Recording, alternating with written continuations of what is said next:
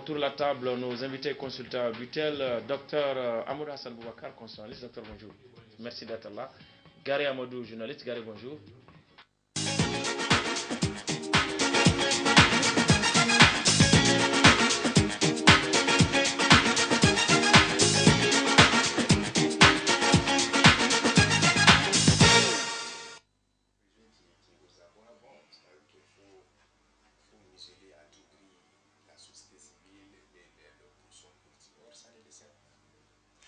Mesdames, Messieurs, bonjour. Merci de nous recevoir chez vous pour ce nouveau numéro de presse plus autour de la table aujourd'hui. Nos invités consultants habituels. Il y a Dr Amadou Hassan Boubacar. Docteur, bonjour. Bonjour. Merci d'être là. Et en face, il y a Hussein Issa. Hussein, bonjour. Bonjour. Merci d'être là. Et à côté, il y a Dr Soulagé. Docteur, bonjour. Bonjour. Merci d'être là. Gary Amadou absent aujourd'hui, cette semaine en tout cas. Peut-être que nous le récupérerons dès la semaine prochaine, Inch'Allah.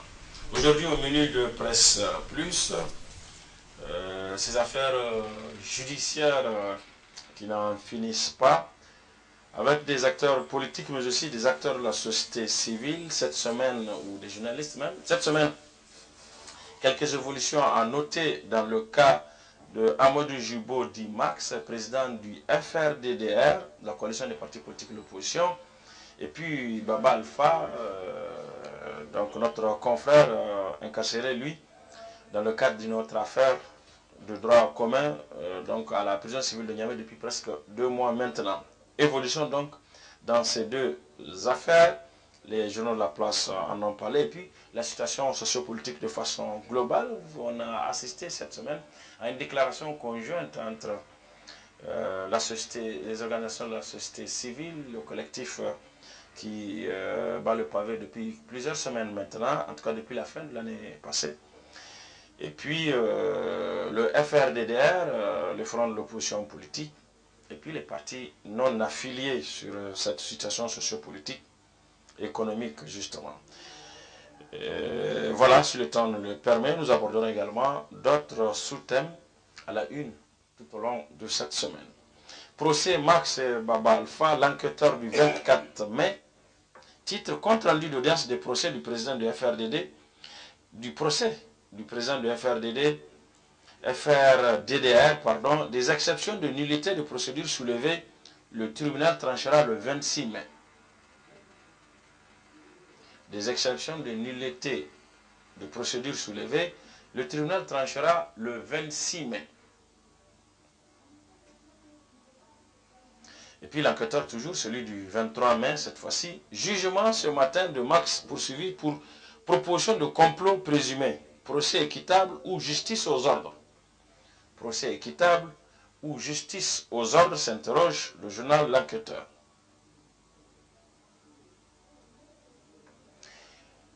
Alors, suivons tout de suite, je ne veux pas dire le compte rendu d'audience, mais ce qui s'est passé ce jour-là, le 26 mai notamment, au tribunal de grande instance hors classe de Niamey, où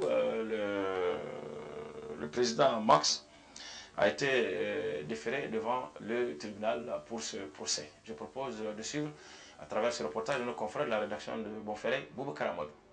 Les parents, amis, connaissances et camarades politiques de Amadou Jibo Ali Di Max doivent encore attendre jusqu'au 29 mai prochain pour connaître le sort réservé au président du Front pour la restauration de la démocratie et la défense de la République FRDDR, le regroupement des partis politiques de l'opposition. Ainsi en a décidé ce matin le juge chargé du dossier. Selon le juge, les exceptions soulevées par la défense ne sont pas fondées.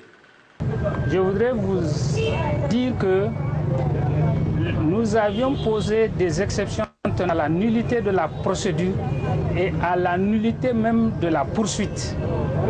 Parce que l'enquête telle qu'elle a été diligentée ne répondait pas aux règles et procédures prescrites à la matière. Et la procédure de flagrant délit qui avait été usitée par le ministère public pour faire juger Amadou Jibo Ali Di Max n'est pas celle qui sied en l'espèce. Donc le juge, dans sa décision, a estimé que les exceptions que nous avions soulevées ne sont pas fondées et qu'il a décidé de nous renvoyer au jugement au fond sur les reproches qui sont faits à M. Djibo Ali dit Max. Il est reproché au président du FRDDR de par des propos qu'il aurait tenus de provoquer un complot ou suggérer des actes de nature à changer le régime. Une accusation que conteste la défense de Max. Ousenissa, votre appréciation globale de cette affaire depuis son arrestation, moi je me dis on est dans une logique d'ensemble avec le pouvoir en place. Quiconque dérange, quiconque il faut un peu, comment dire, il faut l'inquiéter. Il faut l'inquiéter, parce que tout simplement, ils ne veulent plus voir quelqu'un en train de vouloir critiquer la gestion. Voilà un peu par rapport à laquelle le président de FDDR a été arrêté. De l'autre côté, eux, ils posent des actes, mais on n'arrête personne, on n'inquiète personne. C'est ça qui est un peu choquant au sein de l'opinion, c'est ça qui est l'opinion choquant. Parce que tout simplement, les citoyens sont égaux devant la loi. Aujourd'hui, comme on avait dit, le 26, il y a eu le match. Le procès procès. Non, le délibéré par rapport aux exceptions soulevées par la défense. 4 exceptions notamment. Le juge dit que bon, ils vont aller au fond, le jugement va se faire au fond.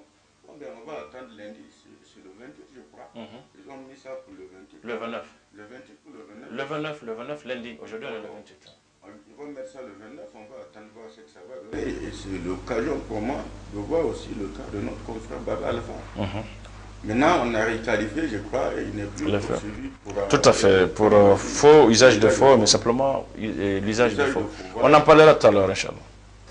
Voilà un peu, grosso modo, ce que je dis. On voit qu'on sévit de régime, c'est systématique. C'est systématique qu'on cherche à sévir de l'autre côté. Mais de l'autre côté, quelle que soit la gravité de la faute, la personne est épargnée, ou l'auteur de l'acte est épargné.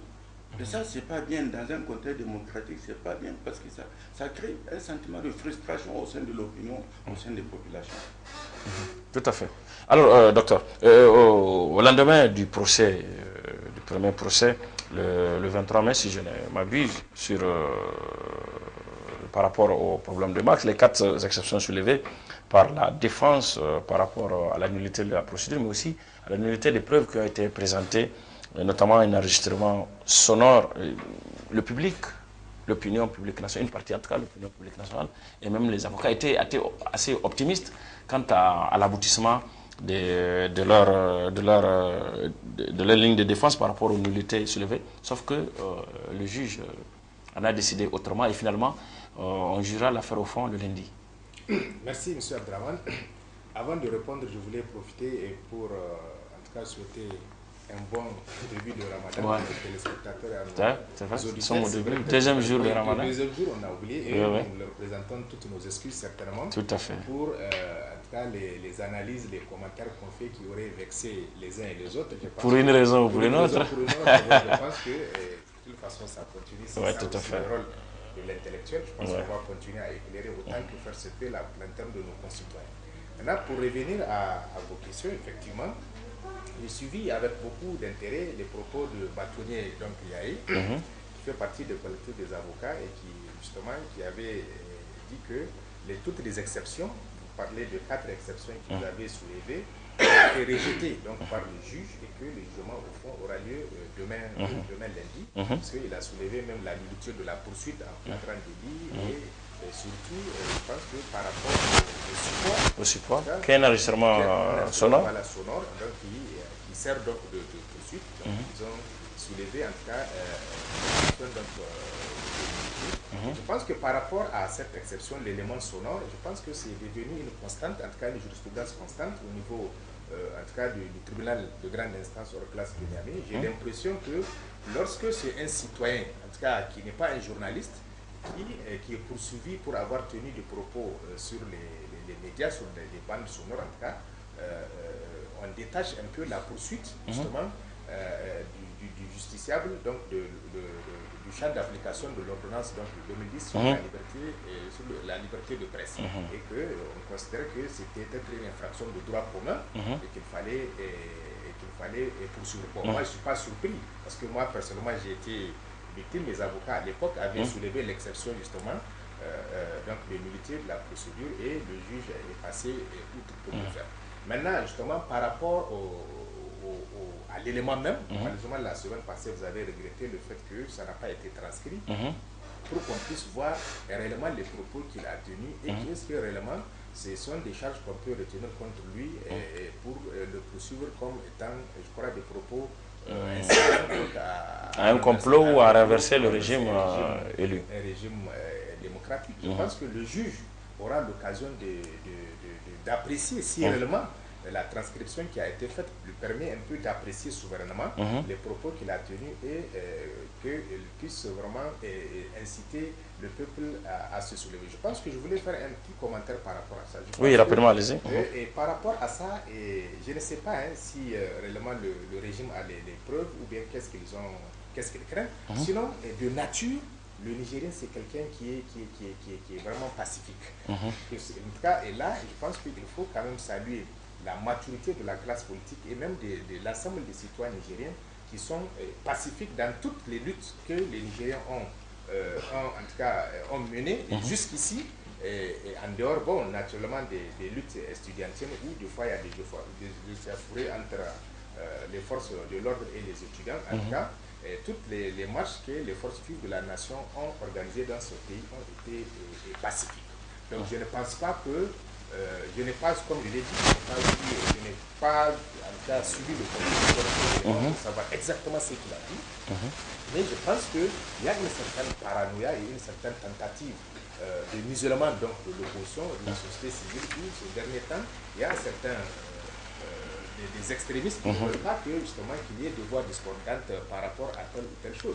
Sinon, pour s'en convaincre que le Nigérien est pacifique, y compris la classe politique, en particulier l'opposition, on se souviendra suite à l'arrestation de M. Ali Jibo Dimax, je crois que le FDDR avait fait une déclaration musculée où ils ont donné, je crois, un délai de 48 heures. Donc à partir de la garde à vue, le délai expiré, ils disent que ils demandent mais qu'est-ce qui s'est passé? Rien du tout. Donc c'est juste en fait des joutes verbales en réalité et les gens font, c'est peut-être devenu une tradition de la politique, c'est limite à ça, mais je pense que dans un souci d'apaisement, il faut que, parce qu'aujourd'hui quand on condamne, on prive de sa liberté le chef de file de l'opposition, je pense que véritablement il y a une certaine dérive autoritaire puisqu'on veut vraiment clouer le bec à l'opposition et dans une démocratie il faut bel et bien qu'il y ait un débat contradictoire où il faut que l'opposition politique qui est une donnée essentielle de la démocratie pluraliste puisse s'exprimer et je pense que c'est au régime de créer les conditions justement de la pacification de la vie politique comme je l'ai dit de toute façon ce n'est que des violences verbales à la limite donc je pense que le tribunal saura souverainement apprécier les éléments qui seront versés dans le dossier pour voir si effectivement il y a des charges qui peuvent être retenues contre Amadou Jibo Ali Dimax ou bien vraiment le fait ne serait pas établi et qu'il sera purement et simplement relaxé. Alors docteur, les gens parlent de dérive autoritaire qui se manifeste surtout pour une bonne partie de l'opinion par un deux poids deux mesures par rapport au traitement des affaires, par rapport au traitement des cas, des dossiers qui se présentent à la police ou devant la justice, etc. C'est surtout c'est ça l'objet de frustration de beaucoup de Nigériens. Oui, je pense que la semaine passée, je disais que le Niger a fait le gouvernement en train de se stabiliser. Donc c'est vraiment ce stalinisme, donc vraiment ce stalinisme qui rampant quelque part, qui est en train d'envahir notre gouvernance, notre démocratie. On ne reconnaît plus notre démocratie. Alors, il y a 20 ans pour ce chose, on n'aide pas les gens. Donc il y a des choses qui sont dans nos mœurs. Une parole, on n'arrête pas. On est en train de rejoindre des pays comme l'Ouzbékistan, l'Azerbaïdjan, ainsi de suite. Ou pour un rien, tout simplement, vous allez passer 10 ans en prison. C'est cette allure-là que nous devons de suivre. Les pays néo-saléniens. Vous voyez déjà le pays qui est entouré l'ex-URSS. Donc c'est ça, cette pratique-là, c'est cette culture-là qu'on veut importer et imposer chez nous. Parce que nous ne sommes pas d'accord. On ne peut quand même pas accepter à ce que n'est-ce pas l'Espagne qui a conquis cette démocratie-là, qui a fait des morts, qui a vraiment éprouvé, qui a fait beaucoup de preuves. On ne peut pas accepter à ce que le simple fait de parler, d'apprécier, surtout quand on est un homme politique, son métier, son travail, que de pouvoir apprécier. C'est vraiment dans la droite ligne de l'eau politique, surtout quand il est opposant, de pouvoir apprécier. Et puis, carrément, c'est quand même la sagesse. Est-ce qu'une fois en 20 ans, enfin en 25 ans, on a entendu faire des écarts de ce genre? Donc, je dis que rien que le profil donc, de l'homme, donc, que son passé, montre bien que c'est quelqu'un qui a été toujours sage dans ses propos, dans ses comportements, dans ses actes. Et je pense que donc c'est juste un alibi. Peut-être que ce n'est pas ça qu'ils veulent, c'est justement, que le but n'est pas tant d'arrêter Max pour cela. Peut-être que c'est le but, c'est peut-être que c'est d'effrayer encore davantage Mamadou. Peut-être que après que Mamadou va revenir, donc on va peut-être un peu effrayer le bonhomme en arrêtant comment Max. Voilà. Je vois que c'est ça, le but, c'est ça. Donc on dit, pour faire voilà, Abba Gawakashi, voilà, donc Abba, voilà, Mwere-Kashi. Donc, quoi que c'est un peu ça, c'est vraiment, sinon, il n'y a rien dans ces propos. Parler dans une langue tout à fait excellente, des propos tout à fait riches, parce que c'est quand même en langue nationale, et c'est argumenté, c'est un proverbe, des images, tout ça. Ouais. Donc, parce que voilà, donc c'est ça qui est vraiment rien à dire là-dessus. Il ne pas critiquer quand on parle en langue nationale. S'il aurait parlé en anglais, il ne pourrait pas anglais. Si il parle dans tel chinois, on ne comprend pas. Mais quand même dans sa langue, dans une langue nationale, exprimer sa position et dire qu'on avait des écarts. Donc je pense que ce n'est pas ça vraiment le vrai motif. C'est vraiment autre chose, vraiment ailleurs. C'est-à-dire la rumeur que pour rentrer. Moi, j'ai appris ça. Est-ce que c'est vrai? Je ne sais pas. Peut-être qu'ils ont pris ça pour vrai. Donc il faut dès maintenant prévenir. Parce que le risque est encore plus grand pour eux. Alors, deux procès, je disais, enfin, une évolution dans deux cas judiciaires différents. Celui de Max, dont nous parlons maintenant, et celui de Baba Alpha, sur lequel je propose de continuer. Presse Plus, en suivant cet élément de Amadou Boubacar, notre confrère de la rédaction de la télévision Bonferré. C'était le même jour, le 26 mai. Et Baba Alpha qui était lui aussi devant le juge. Comme l'a dit Ousseini tout à l'heure, les faits ont été requalifiés ou scindés en deux, en tout cas. Faux et usage de faux. Une partie des détenus, notamment Omar Sidi, qui est poursuivi pour faux, a lui été libéré a bénéficié de la liberté provisoire depuis plusieurs jours maintenant, mais a aussi bénéficié d'un non-lieu par rapport au faux, et c'est l'usage de faux qui est poursuivi, et Baba Alpha et son papa sont retournés donc en prison en attendant le procès. C'est le résumé de ce qui s'est passé le jour-là. Je propose de suivre plus de détails avec notamment Maître Moussi Boubacar dans cet élément de Boubacar Amadou. Baba Alpha et son père Mohamed Alpha ont comparu ce matin devant le juge d'instruction au tribunal de grande instance hors classe de Niamey, qui a d'abord scindé les faits en deux avant de les renvoyer devant un juge correctionnel. Abandon de poursuite pour faux, donc non-lieu pour Omar Sidi, dont c'est le principal chef d'accusation retenu contre lui. En disant qu'il y a non-lieu pour Omar Sidi, je suis bien content pour lui qu'il soit libéré. C'est une bonne chose. De toutes les façons, ça fait une peine un problème de moins. Mais du point de vue de la procédure, ça veut dire qu'on a fait une césarienne pour l'extirper de la procédure pour pouvoir continuer à poursuivre ce qu'on veut poursuivre. Baba Alpha et son père, eux, poursuivis pour usage de faux, seront par contre renvoyés devant le juge correctionnel. Une procédure surprenante selon la défense. Et je suis quand même un peu navré que le tribunal ne puisse pas faire la distinction des choses. Si on peut expliquer quelqu'un qui a participé à faire les actes, si ces actes sont considérés comme faux, forcément ce monsieur doit être poursuivi. Ne serait-ce que pour complicité, parce que c'est lui qui aura aidé. Non pas qui aura aidé, mais qui a aidé à le faire. Et d'ailleurs, pour le fond, ils disent que, d'après les explications que j'ai reçues, que quelqu'un, ou demain, le juge a tenté de lui expliquer, qu'il y a prescription pour le faux. Mais s'il y a prescription pour le faux, comment est-ce que les autres peuvent être jugés ou poursuivis pour l'usage de quelque chose qui est prescrit, dont le délit est prescrit? Ce qu'il faut retenir, c'est l'abandon des poursuites contre celui qui est considéré comme le fausseur dans cette affaire, en l'occurrence Omar Sidi. Baba Alpha et son père seront présentés devant un juge correctionnel dans un délai n'excédant pas 18 jours. Pour l'instant, notre confrère et son père continuent de garder prison avec un moral très haut. Ousenissa. Vous savez, moi, je fais le lien entre... D'abord, et je l'ai dit une fois sur ce plateau, je fais le lien entre un peu l'arrestation de Baba Alpha et comme avait dit, ces analyses et ces prises de position, ces analyses très acerbes, ces critiques acerbes vis-à-vis du régime. Maintenant, il fallait trouver un mécanisme, ou du moins c'est un alibi pour pouvoir l'inquiéter. Et ça procède d'un plan d'ensemble. Ça procède d'un plan d'ensemble. On a vu avant-hier, c'était, je crois, Ali Idrissa. Lui aussi, il a été inquiété, je crois, mais la procédure n'a pas prospéré parce qu'à partir de la police judiciaire, il a été remis en liberté. En réalité, c'est comme je l'ai dit, un plan d'ensemble. Tous ceux qui sont en mesure de critiquer, qui font des critiques qui ne sont pas... Il y a Dramone Insar aussi à Grèce qui a été jugé, le procès a eu lieu. Le délibéré est entendu dans les prochains jours. Le régime est en train de gérer les affaires de l'État. Il faut les faire taire d'une manière ou d'une autre.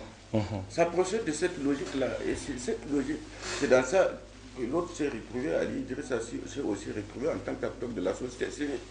Il a quand même, pendant, je crois, 2 jours, et le premier jour, il a été relâché juste après l'audition. On l'a fait revenir le lendemain. Maintenant, on lui dit de rester à la disposition de la police. C'est la démocratie, il faut mettre fin à la démocratie. Ils sont arrivés au pouvoir, ils veulent empêcher à ce que la démocratie fonctionne normalement.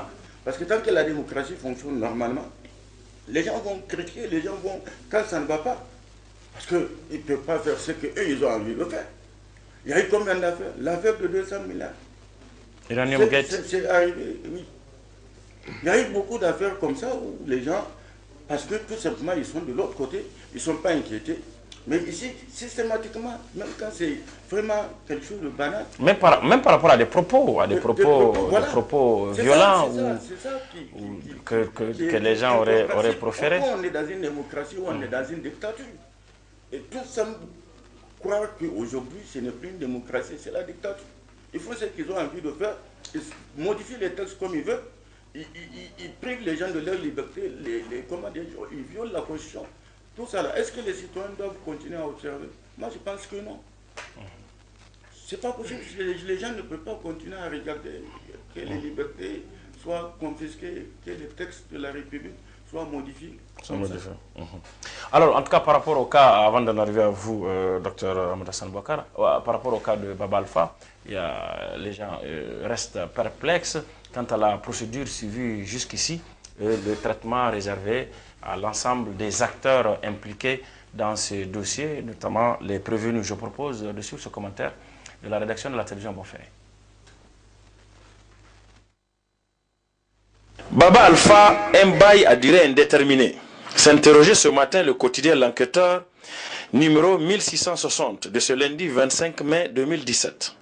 En réalité, c'est la même question qui taraude l'esprit de plus d'un journaliste à la rédaction de Bonferré Télévision.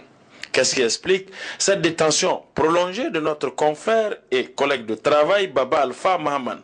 À vrai dire, personne, même les professionnels de la chose juridique et judiciaire, sont perplexes quant à la situation de Baba Alpha.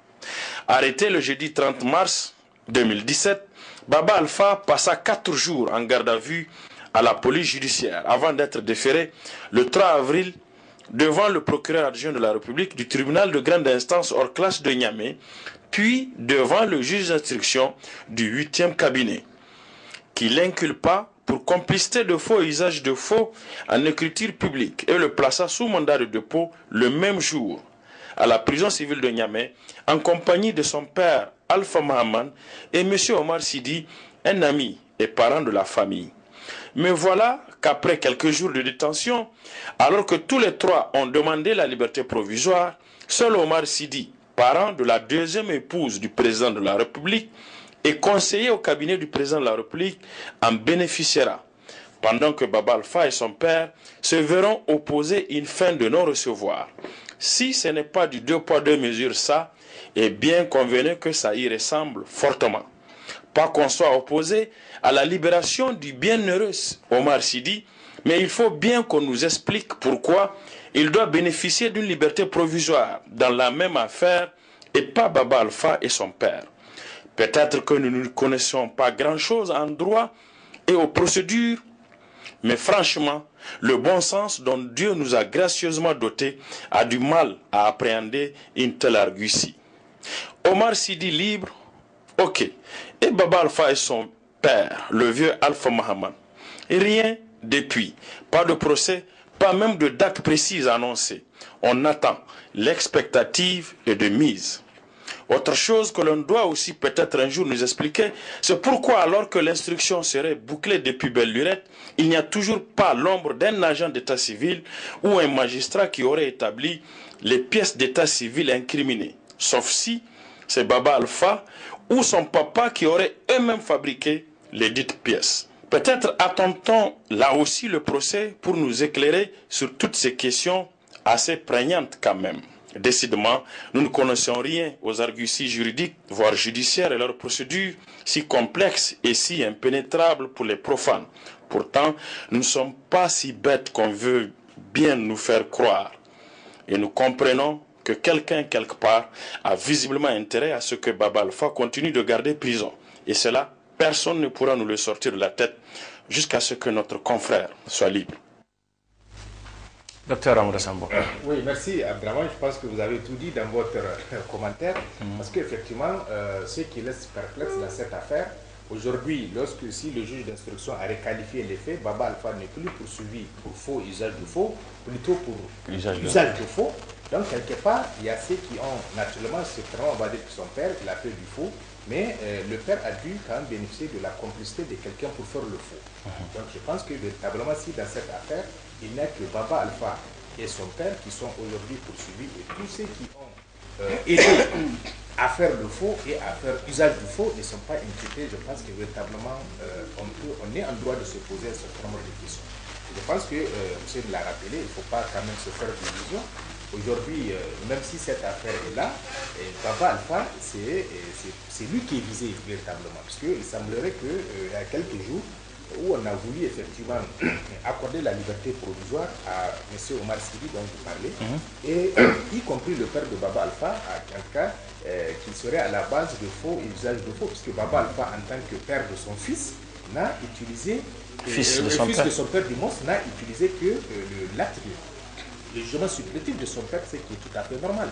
Donc je pense que véritablement ici, c'est Baba Alpha qui est visé dans cette affaire, et aujourd'hui, la preuve c'est qu'il est en train de garder prison avec son père. Sinon, l'idéal est pour que la lumière soit faite, indépendamment justement de son travail de journaliste, où il fait des critiques, en tout cas, contre le régime et qui ne plaît pas. Je pense que c'est justement de faire une investigation minutieuse pour voir toutes les personnes qui sont impliquées d'abord dans le faux, et comment est-ce que le père a acquis donc, la nationalité nigérienne, et jusqu'à ce que le fils utilise justement la nationalité de son père pour que lui aussi. Je pense que c'est cela qui va donner l'impression qu'effectivement, il y a une infraction à la loi pénale qui est commise, et dans la répression de cette infraction, on est en train de chercher tous ceux qui, à un niveau ou à un autre, ont joué un rôle dans l'accomplissement de cette infraction.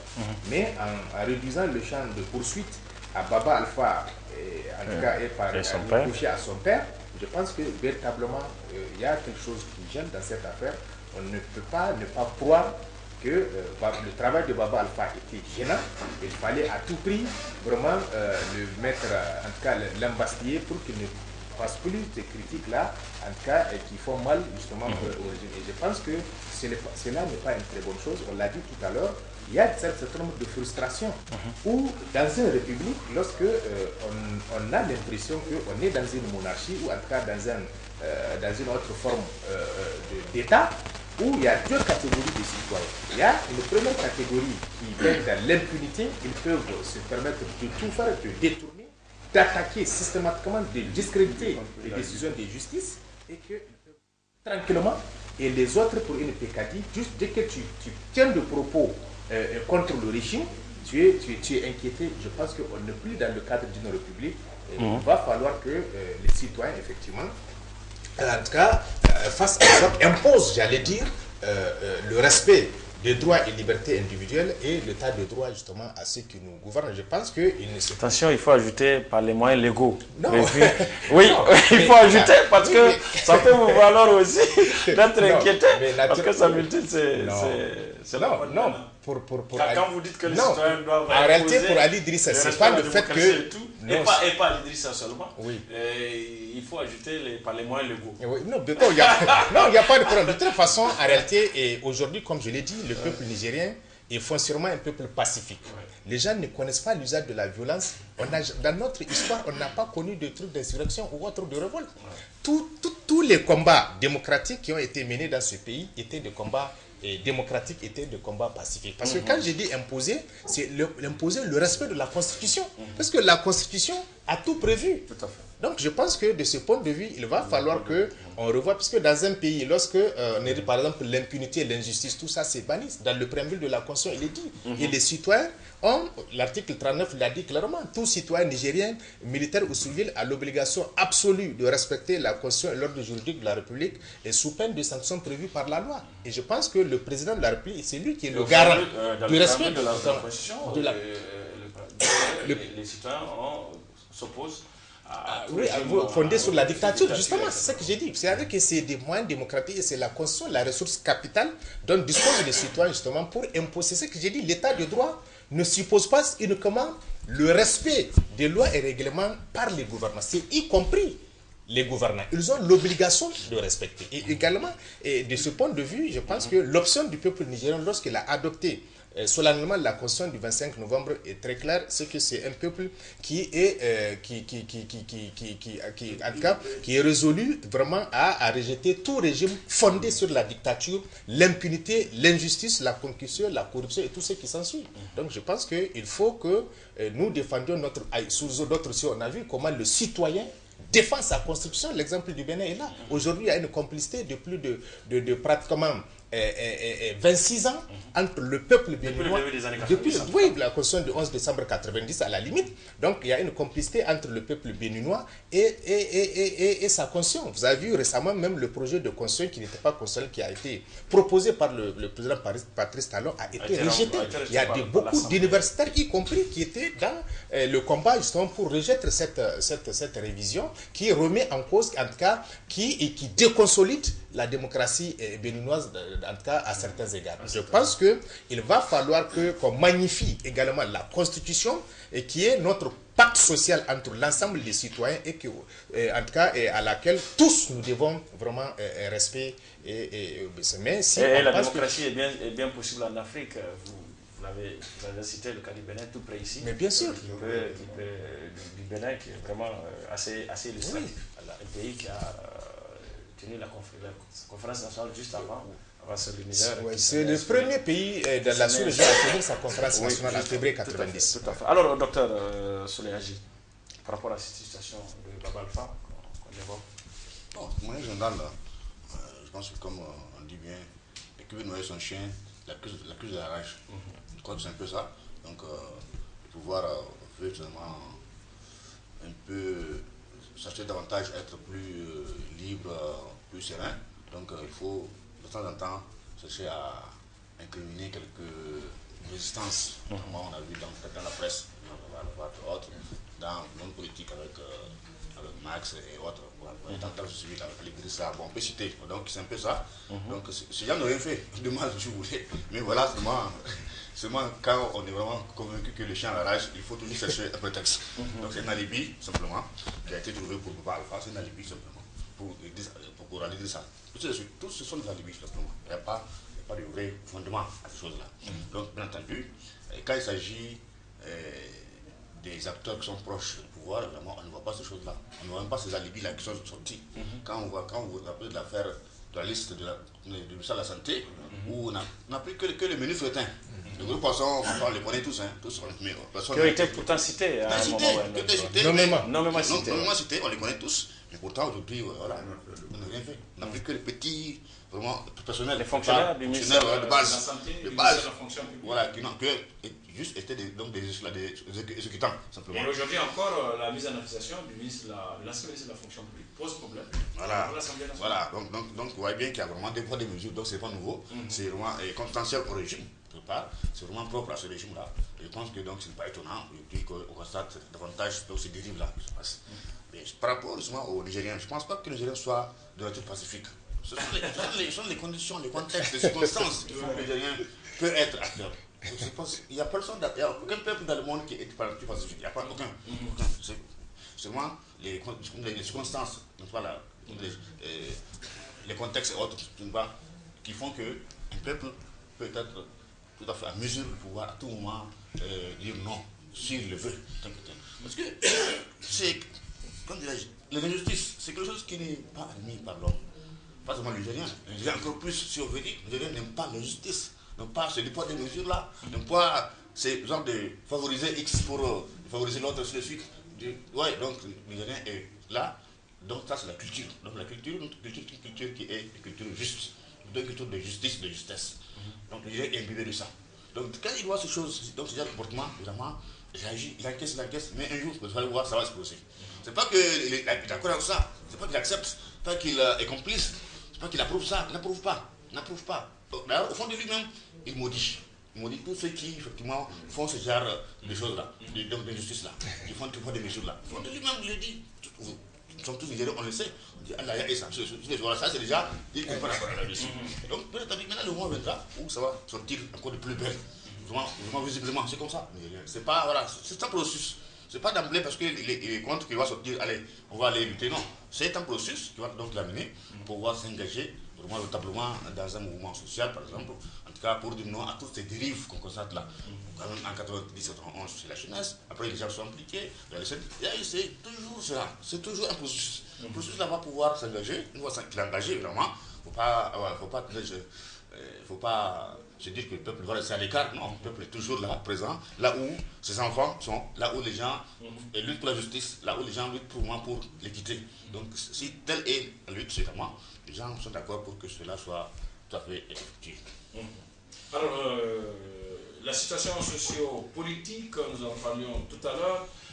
Le journal quotidien La Nation du 22 mai titre à ce propos situation politique nationale, l'opposition a franchi le Rubicon.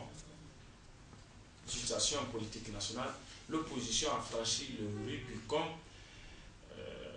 Titre le journal La Nation du 22 mai. La roue de l'histoire, déclaration conjointe FRDD, organisation de la société civile, l'axe de connivence se précise. Déclaration conjointe FRDDR, organisation de la société civile, l'axe de connivence se précise. Et puis le journal L'autre observateur titre, toujours à propos de cette déclaration conjointe, l'indécence politique. L'indécence politique.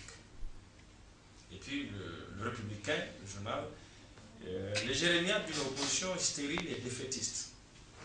Les jérémiades d'une opposition stérile et défaitiste. Titre du journal Le Républicain. Ce n'est pas l'avis du quotidien L'Enquêteur du 23 mai qui titre le FRDDR, le collectif des organisations de la société civile et des partis non affiliés unissent leurs forces pour sauver le Niger. Le FRDDR, le collectif des organisations de la société civile et des partis non affiliés unissent leurs forces pour sauver le Niger. Quant au monde, le journal Le Monde d'aujourd'hui titre La dictature rose en marche. La dictature rose en marche. Et puis le courrier, l'injustice est la véritable incitation à la violence. L'injustice est la véritable incitation à la violence. Alors, déclaration conjointe FRDDR, organisation de la société civile non affiliée. Je propose de suivre un extrait de cette déclaration qui a eu lieu en milieu de semaine sur la situation socio-politique nationale suite à l'arrestation de Amadou Djibo Ali D-Max, président du FRDDR, mais aussi plusieurs autres événements, notamment les tentatives de révision constitutionnelle actuellement sur la table du bureau de l'Assemblée nationale. En tout état de cause, le FRDDR, le collectif de la société civile et les partis politiques non affiliés rejettent ce projet d'amendement de la Constitution dépourvu de toute base légale. Rien d'autre qui n'est rien d'autre qu'une déstabilisation de notre ordonnancement constitutionnel. C'est pourquoi ils engagent tous les députés de l'opposition à ne prendre part à aucune séance de l'Assemblée nationale qui viendrait à être convoquée à l'effet d'examiner et d'adopter un quelconque projet de loi de révision de la Constitution et des lois électorales initiées dans l'illégalité et au mépris des usages en matière de consensus politique. La situation de notre pays exige de la part de chacun de nous un engagement citoyen qui transcende tous les clivages afin que dans un sursaut commun, nous puissions sauver ce qui peut être encore sauvé et redonner espoir et crédibilité au Niger et à son peuple. C'est l'occasion pour nous d'appeler à nouveau les filles et les fils de ce pays chargés de la mission de rendre justice et de dire le droit au ressaisissement pour une justice juste, égale pour tous. Exigeons la libération immédiate et sans condition de Alhaji Amadou Djibo Ali, président du FRDDR. Exigeons enfin et immédiatement la démission de l'usurpateur du pouvoir, M. Issoufou Mahamadou, incapacité d'assumer les charges de chef d'État et président de la République. Alors, l'opposition a franchi le Rubicon, où l'axe de connivence précise, ou l'indécence politique, les jérémiades d'une opposition stérile et défaitiste, ou alors c'est plutôt que la FRDD, les organisations de la société civile et non affiliées unissent leurs forces pour sauver le Niger. C'est quand même, on a le choix. Mais moi je dis quelque part, ceux-là qui disent que machin c'est inadmissible que la société civile puisse se rejoindre. Mais ils oublient une chose, les gens ne sont pas amnésiques. Dans le cadre de la lutte contre Tazarké, et bien avant Tazarké, dans les années 87, ces gens qui sont au pouvoir ont composé à chaque fois avec la société civile. Et il faut que ça soit clair. Quand ça ne va pas, les forces doivent s'unir. C'est ma conviction. Ce n'est pas en menant la lutte de manière dispersée que le combat peut être gagné. Et ça s'est passé hier, ça s'est passé avant-hier. Aujourd'hui, pourquoi les gens sont offusqués? Est-ce que les politiques publiques qui sont mises en œuvre, les mauvaises politiques publiques qui sont mises en œuvre, est-ce que ça n'impacte pas sur les acteurs de la société civile? Où est la barrière entre le militant de la société civile et le militant politique? Y a-t-il une barrière étanche?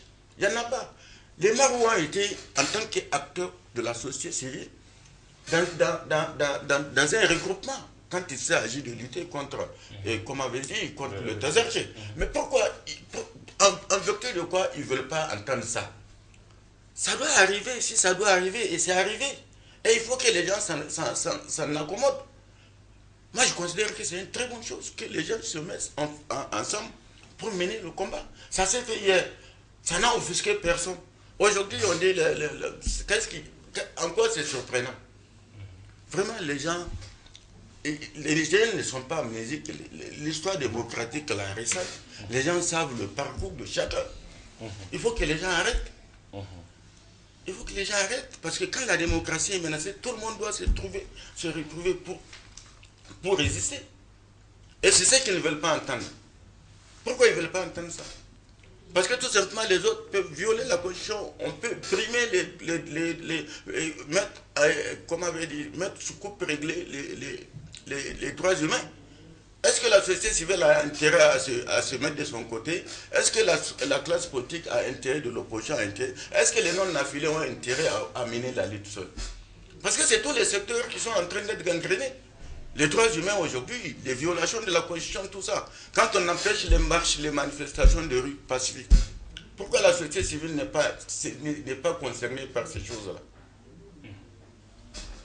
Docteur Amadou Samba. Oui, merci Abdraman. Donc moi, contrairement au CENI, honnêtement, ma position c'est que pour moi, il doit y avoir une ligne de démarcation entre la lutte de la société civile et la lutte politique. Parce que les deux structures ne poursuivent pas les mêmes objectifs.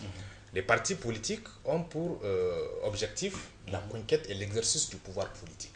Donc je pense que c'est vrai ce qu'il a dit. Moi, c'est ma position et c'est ma conviction.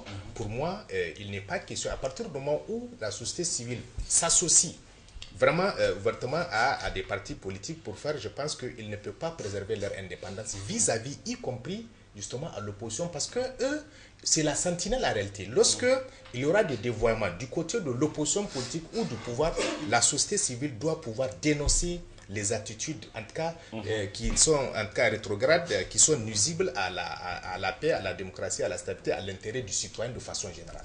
Moi, c'est ma position. Mais, comme il l'a dit, effectivement, on a vu dans ce pays, à un certain moment, dans la lutte contre Tazarti, précisément, dans le cadre de la CFDR, où ces mêmes tenants du pouvoir actuel s'étaient associés à la société civile. Ils avaient financé effectivement beaucoup de structures de la société civile pour mener le combat contre Tazarti. Mais pour moi, comparaison n'est pas raison, effectivement, mais moi je pense que pour l'instant, de toutes les façons, comme je l'ai dit, il y a des moments où c'est de façon spontanée que les gens vont se regrouper pour pouvoir défendre justement la démocratie et l'état de droit. Parce que déjà, vous avez vu, bon, les gens disent que la société civile actuelle là, c'est la société civile qui mène le combat, c'est la société civile proche de l'opposition.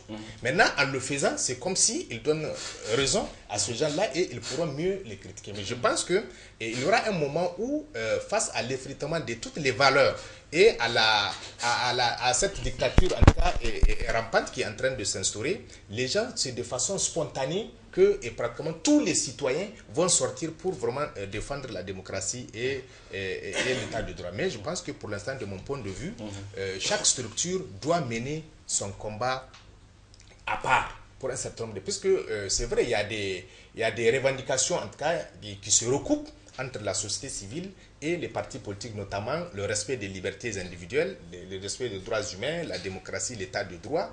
Mais in fine, pour l'opposition aujourd'hui, l'opposition c'est une force de proposition, donc alternative, qui va prendre le pouvoir, mais c'est ce qui n'est pas le cas de la société civile. Donc voilà moi ma position par rapport à ça. Tout à fait. Alors docteur Sodaji. Oui, comment faire par rapport à ça? Moi je pense que du point de vue de l'histoire, entendu, ce sont des choses qui sont arrivées. Le tremblement de la République, effectivement, déjà, du pouvoir actuel, c'est allié avec beaucoup de structures de la société civile pour justement pouvoir arriver au pouvoir quelque part. Voilà, ça c'est leur but à l'entrée. Donc c'est vraiment pas nouveau que de telles alliances, de tels rapprochements se fassent au Niger. C'est vraiment des faits historiques. C'est un choix.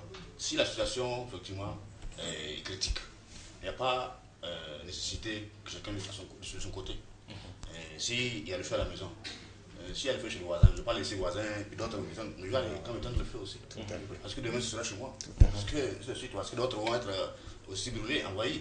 Donc c'est aussi une sorte de prévention ou de vision. Les arrestations, par exemple, se font dans tous les camps. Dans les camps politiques comme dans les camps de la société. Les interdictions des manifestations de rue également se font des deux côtés. Voilà, justement parce que nous sommes tous victimes quelque part de la même loi. C'est la même loi qui doit régir les citoyens et c'est la même loi qui frappe aussi bien la société civile que les gens politiques, que les journalistes.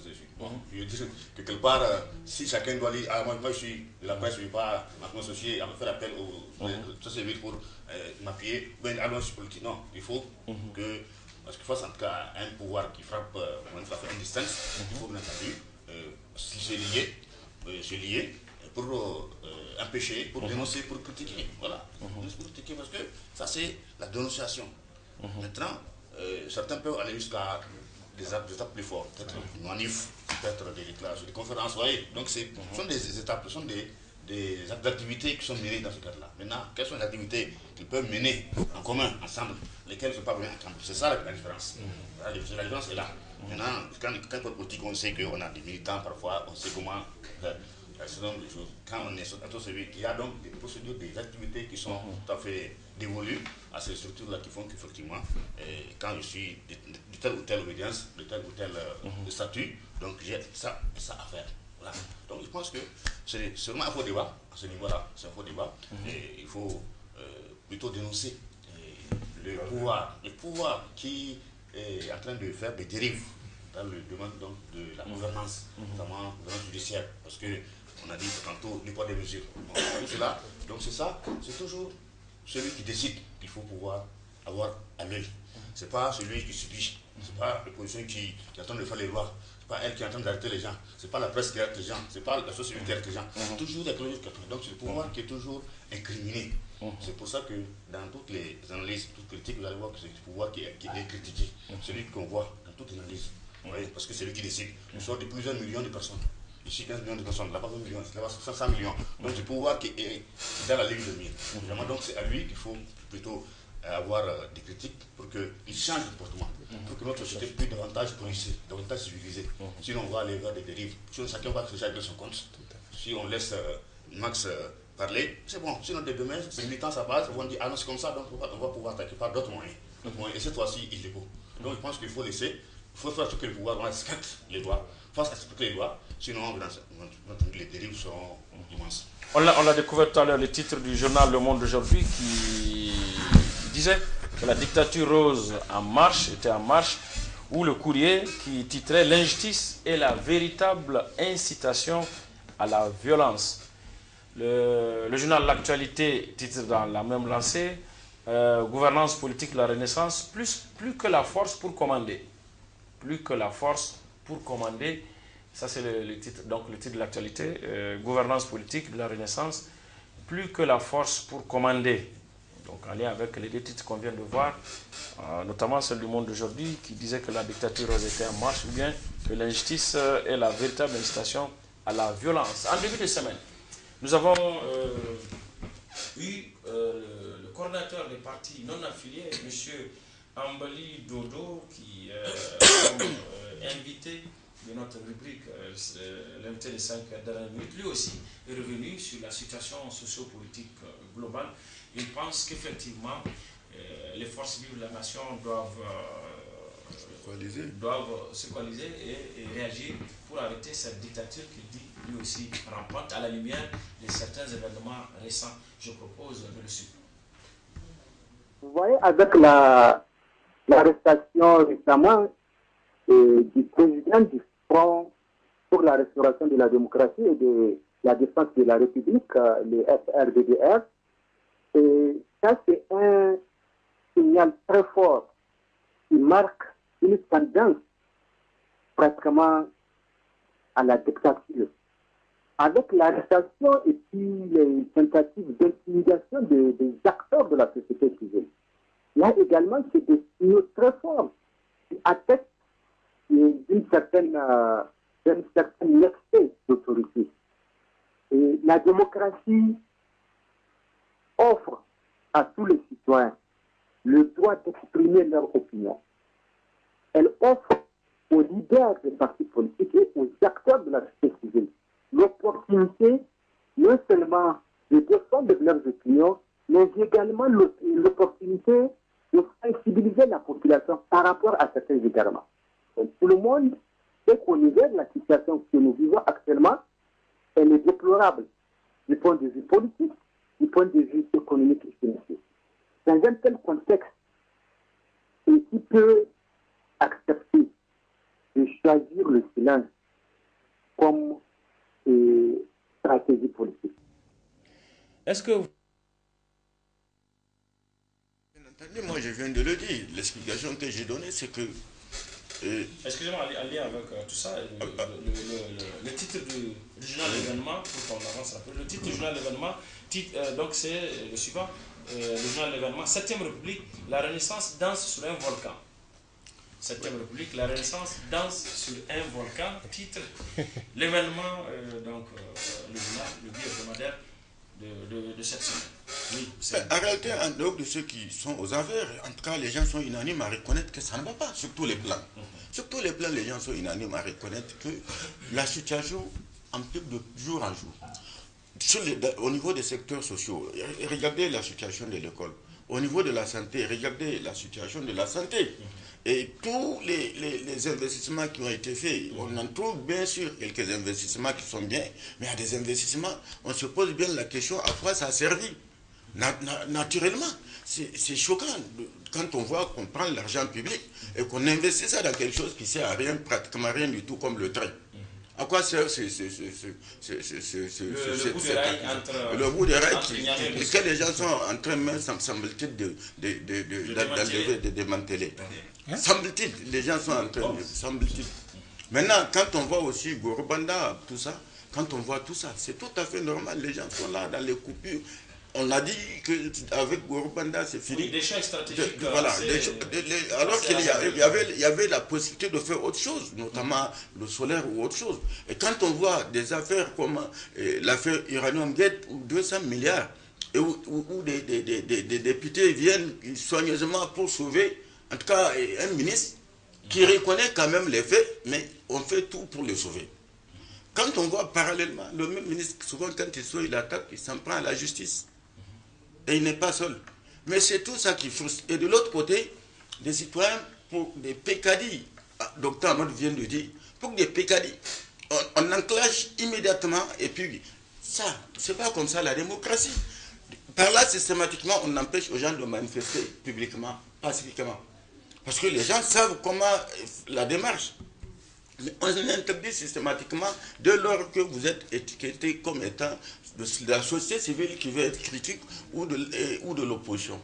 Mais quand c'est de l'autre côté, parce que j'ai entendu des acteurs de la société civile qui sont proches d'eux, qui sont en train de critiquer ce qui s'est passé.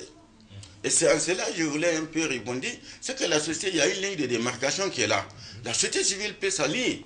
À la fin de la mission, chacun reprend comment vais-je dire. Malheureusement, sous la lutte contre Tazak, ce n'est pas comme ça s'est passé. Parce qu'il y en a déjà qui étaient dans ces pactés-là et qui avaient la casquette de société civile. Dès lors que... Les responsables de ces organisations de la société civile se sont retrouvés au cabinet du président. Mais justement, mais parce qu'ils avaient caché le jeu. Et c'est après que les gens ont découvert que c'était des gens qui étaient venus. Ils ont exactement bénéficié du partage. Du partage, voilà. C'est pas forcément que ça doit se passer comme ça. Quand il s'agit de mener la lutte, les gens peuvent se retrouver face à la dictature en panne, les sociétés, les différents... Dans le cadre d'un mouvement voilà. Avec des oui, bien sûr. Mais bien sûr. Mais parce que tout ça, par exemple, l'interdiction systématique des manifestations, la répression des manifestations, tout ça, ça affecte dans les deux camps. Ce n'est pas seulement la société civile, ce n'est pas seulement les partis affiliés, c'est tout dans les deux cas. Dans le cadre de la lutte contre les il y avait même la presse. Les syndicats, souvent, même la presse était... Les marches corporatistes ont été souvent interdits de marcher. Voilà. C'est tout ça, c'est par rapport à tout ça qu'il y a la frustration qui prend de plus en plus de l'ampleur. Et moi, j'ai dit, les gens, quand même, doivent résister à cette volonté de vouloir mettre toutes les libertés sous coupe réglée, faire ce qu'on a envie de faire, violer. Est-ce qu'on peut résister sans s'organiser? C'est difficile. Mais c'est l'organisation comme ça, c'est une forme d'organisation. Ce qu'ils viennent de faire là, c'est une forme d'organisation. Alors, docteur Amoulassou, la Renaissance danse sur un volcan, selon le journal Oui. Au vu vraiment de la grande préoccupation constitue l'évolution de cette situation. Tout à fait. Donc, je pense que le journal L'événement a tout à fait raison, parce que vous savez que danser quand même sur un volcan, c'est très dangereux. C'est très risqué. Justement, c'est compte tenu vraiment en tout cas du pourrissement de la situation. De plus en plus, la situation se dégrade sur le plan politique, sur le plan social, sur le plan économique et sur le plan financier. Donc, je pense que c'est pour ça, je l'ai dit tout à l'heure, que le régime a intérêt à pacifier en tout cas l'espace socio-politique de façon générale. De toute façon, c'est lui qui est au pouvoir. Donc je pense que l'opposition est là dans son rôle, elle attend l'alternance pour vraiment faire une proposition et venir au pouvoir. Donc je pense que tout ce qu'on est en train de dire, c'est effectivement, c'est parce qu'on a constaté qu'il y a quand même un certain nombre d'abus qui sont constatés du point de vue de l'interdiction de la jouissance des droits constitutionnels qui sont reconnus aux citoyens et aux associations, notamment les partis politiques de l'opposition qui ont un statut légal et qui ont toujours inscrit leurs actions dans le respect de la légalité républicaine. Toutes les actions qu'ils ont menées jusque-là, en tout cas, étaient pacifiques. De ce point de vue, on ne peut pas, dans une démocratie, empêcher aux gens aujourd'hui de manifester justement leur mécontentement face à un certain nombre de politiques publiques, face à de l'injustice, en tout cas à de l'impunité, où on institue à des détournements des deniers publics. C'est normal en démocratie que les gens puissent manifester, dénoncer les travers du régime. Et je pense que ce qui m'écoeure personnellement, puisque au niveau du régime, eux-mêmes, en tout cas certains reconnaissent que il y a une certaine mauvaise gouvernance qui entoure la gestion du pouvoir d'État. Et si les autres, justement, que ce soit la société civile ou l'opposition, en tout cas, qui critiquent justement cette mauvaise gouvernance, je pense que ce serait de prendre en compte les critiques objectives qui sont adressées par rapport à la gestion et vouloir corriger. Parce que tout ce qu'on est en train de mener, le combat au niveau de la société civile, de l'opposition et le régime, c'est pour le bien-être de la population. Je pense qu'on doit tenir compte, mais on ne peut pas vraiment être insensible aux critiques justement de l'opposition, où on a l'impression que quand on critique pour dire que non, telle chose, c'est pas une bonne chose, on pense que vous êtes apatride. Oui. Or, l'un des engagements forts que le président avait pris depuis 2011 sur ce premier mandat, c'est de renforcer la démocratie et d'avoir des institutions démocratiques fortes. Mais aujourd'hui, au contraire, les institutions démocratiques sont fragilisées. Lorsque la justice véritablement en réalité n'arrive pas justement à être en tout cas rendue de façon indépendante à l'ensemble des citoyens. Et je pense que véritablement, il y a parce que le dernier rempart du moins en démocratie, c'est la justice. C'est la justice. Mais lorsque le citoyen aujourd'hui, dans son écrasante majorité, n'a pas confiance à la justice, je pense qu'il y a un véritable problème à ce niveau-là. Et si il faut renforcer les institutions, consolider les institutions démocratiques, je pense que la première institution en tant que telle, c'est l'institution judiciaire. On doit renforcer la structure, en tout cas elle-même, où qu'il doit avoir une confiance entre les justiciables et la justice. Et je pense que de ce point de vue, lorsque on a l'impression qu'on est dans une république où tous les citoyens sont égaux devant la loi, surtout devant la justice, je pense que véritablement on peut se targuer de dire qu'on a réussi, en tout cas le pari à instaurer véritablement une démocratie avec des institutions fortes. Mais lorsque il y a ceux qui sont au pouvoir, eux-mêmes qui contribuent à fragiliser les institutions, puisque aujourd'hui les attaques à règle, je pense que je suis convaincu que les magistrats ne pourront jamais oublier. Il n'y a jamais eu un épisode dans la vie politique de notre pays où la justice a été attaqué systématiquement par des ministres de la République comme cette période-là. Je l'ai dit la dernière fois. Quand François Hollande avait égratigné un peu la justice dans l'entretien qu'il a accordé, et il était obligé de présenter officiellement ses excuses au corps de la magistrature. Lui-même, le président. Oui, lui-même. Donc je pense que, et je l'ai souvent dit une fois, dans un pays, personne n'est au-dessus de la loi, tout citoyen peut affaire à la justice, y compris le président, aura à s'expliquer un jour devant la justice de son pays. Donc c'est une institution qu'il faut respecter, que tous devront contribuer justement à redorer le blason, en tout cas à défendre l'image de marque de cette institution. Mais lorsque celui qui est censé défendre, c'est lui-même qui attaque, mais il y a un véritable problème. Oui. Docteur Soulage, c'est votre avis aussi. Oui.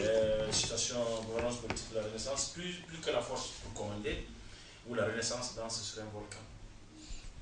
Oui, je pense que nous sommes dans un contexte effectivement où les institutions ne sont pas respectées, c'est vrai. Puis ce n'est pas que quelque chose qui est circonstanciel, c'est quelque chose qui est structurel. Depuis le début du mandat, le premier mandat déjà, voyez, on a vu combien de fois ils ont été vraiment balancés ici et là, mis à vie de preuves entre ici et là, bien entendu. Elles ne sont pas respectées. On passe outre donc, ces institutions-là. Pour beaucoup d'avis, de décisions, on passe outre ces institutions-là, alors qu'elles sont vraiment les premières à pouvoir décider. Prenez seulement l'affaire de base militaire. La base militaire installée ici et là. Récemment encore installée vont installer une base militaire. Mais normalement, dans tous les pays démocratiques, c'est quand même le Parlement. On l'a royalement ignoré. Voilà, vous voyez, donc on connaît. On sait qu'il y a le Parlement. Ils sont même nombreux là-bas. Mais vous voyez, la deuxième plus grande institution. voilà, bien dit, bon, allez. Donc, allez vous faire voir. C'est pas vous qui allez décider. Donc, vous voyez, on passe outre les institutions. On sait qu'ils sont là, mais bon, ok, c'est pas grave. La justice, ok, c'est pas grave. D'autres ne sont pas jugés. On ne va pas vous donner certaines personnalités pour que ça juger. Allez, on va voir ce que vous allez faire. Bon, donc, les institutions, c'est comme ça. Donc, les pouvoirs publics savent bien qu'elles sont importantes, mais elles passent outre. Parce que ça ne les arrange pas. Simplement. Ça ne dérange pas. Parce que ces élections-là, une fois que quelqu'un est entre leurs mains, donc en tout cas surtout la justice, évidemment, c'est sûr qu'ils vont passer un mauvais quart d'heure. Donc je préfère, vous voyez, contourner, passer outre, voilà, tout cela, c'est sûr. Donc ce n'est pas étonnant dans le cadre d'une mal-gouvernance. C'est pas étonnant. Dans le cadre d'un régime qui se stalinise, qui veut tout à fait avoir le dernier mot, qui veut que le chef soit le chef suprême, soit le culte, soit le chef qui doit pouvoir imposer, faire tout. Et vous voyez bien comment la révision constitutionnelle qui est mise en cours, là aussi, pour pouvoir encore remettre encore sur encore le nouveau, le président, la président, je ne sais pas. Là, on voit bien que beaucoup de choses se passent en dehors des institutions.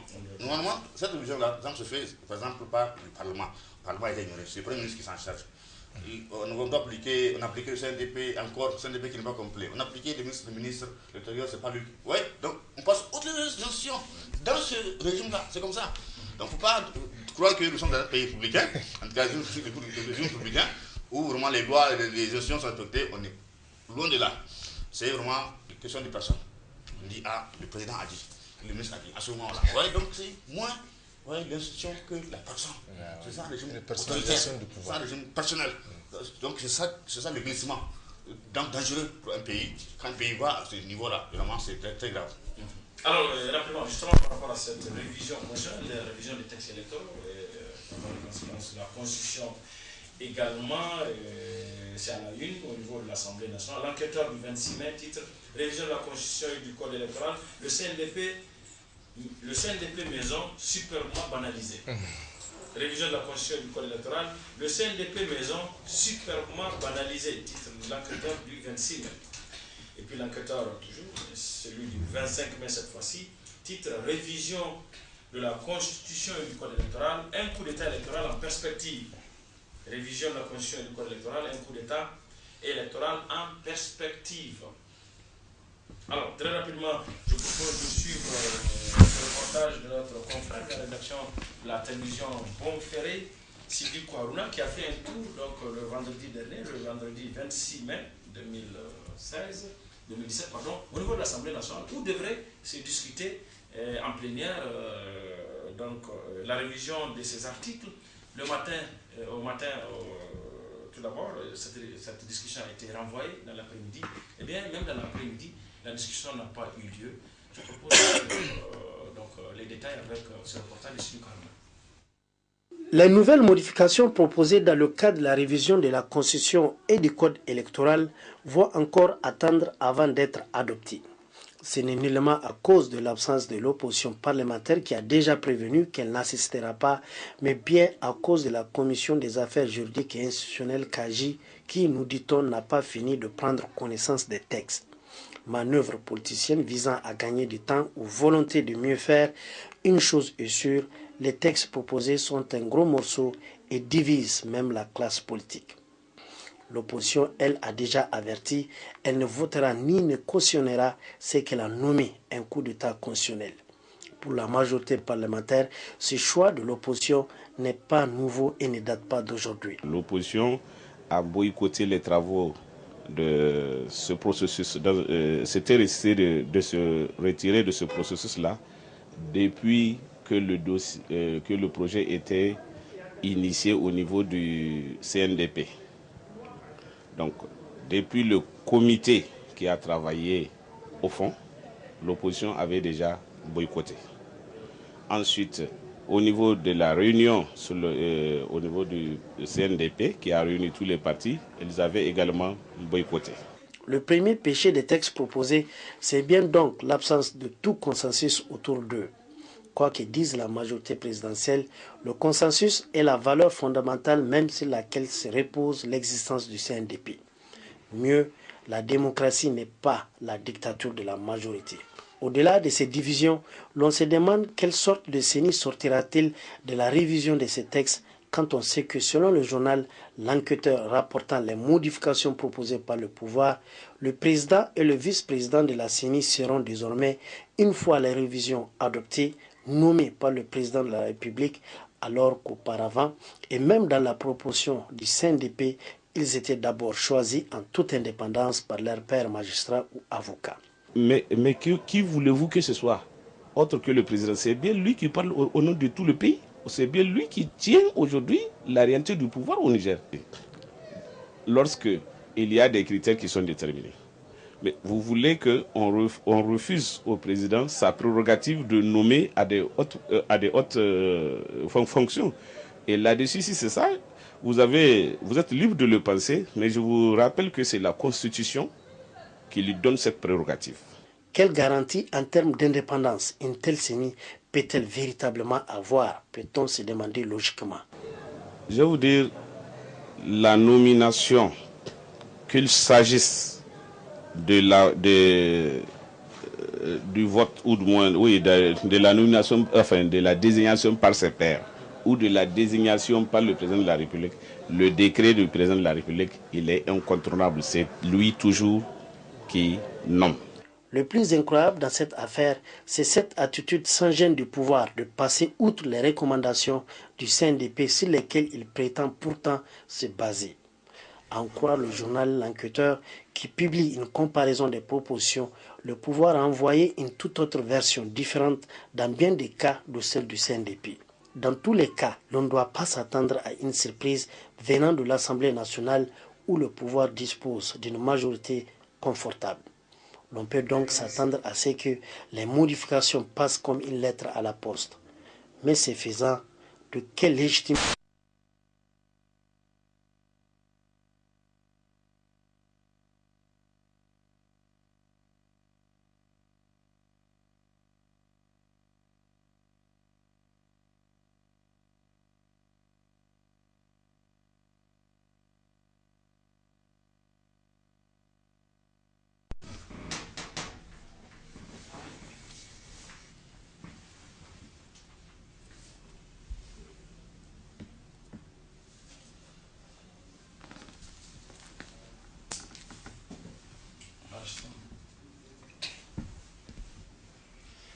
Ok, donc on vient d'être victime d'une coupure d'électricité aussi brutale, mais pas inattendu parce que depuis quelque temps, c'est toujours le cas.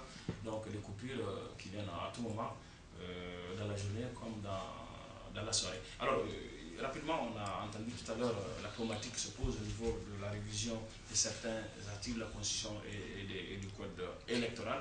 Une minute chacun pour agir parce qu'on est vraiment à la fin du temps qui nous est imparti. Et ce sujet risque de revenir certainement dans les prochaines semaines, puisque les textes sont toujours à l'Assemblée. Alors, c'est... Bon, mais rapidement, je vais dire, ça dénote tout simplement que ces gens, ils n'ont plus rien à voir avec la recherche de consensus.